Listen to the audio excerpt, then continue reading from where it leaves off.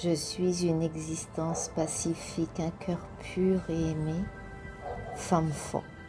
Un regard posé sur la vie douce et essentielle, un refrain, une chanson, un arbre, une fleur dont on chercherait la signification, un parfum, un chemin, une voix pour regarder demain, un mot qui claque, un karma, l'étincelle du divin, dans le ventre de sa mère qui est aussi le mien.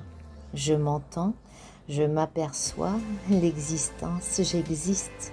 En son sein, une prestance, une envergure, un respect, une similitude, une force vive, un cadre qui honore et célèbre, un retour à soi, un amour lointain où deux âmes réunies ne font qu'un.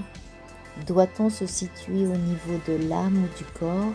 L'âme est éternelle, elle choisit le corps qui s'adapte, s'expanse, grandit, avance, il rétablit.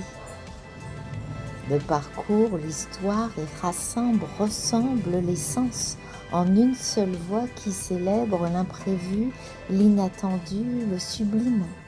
La vérité est plus grande, la vérité joue à cache-cache, la vérité se partage en applaudissant, en grandissant, en prenant du recul et de la hauteur sur l'essentiel, l'éternité, la poésie éternelle, qui embrasse et révèle le sublime, l'inattendu et l'imprévu, un artefact, un trésor encore plus merveilleux, un cadeau du ciel éternel et vivant.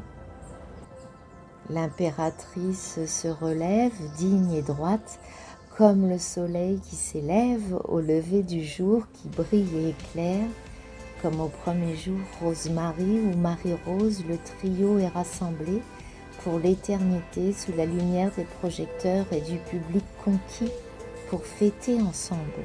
La place, le chant, les chants des fleurs qui honorent et célèbrent la clé des chants, la clé des cœurs, l'apaisement, le rassemblement, l'éternelle divinité et l'écureuil qui regarde pour changer de peau, comme la fleur qui change de peau pour s'épanouir, s'embellir dans sa grâce précieuse.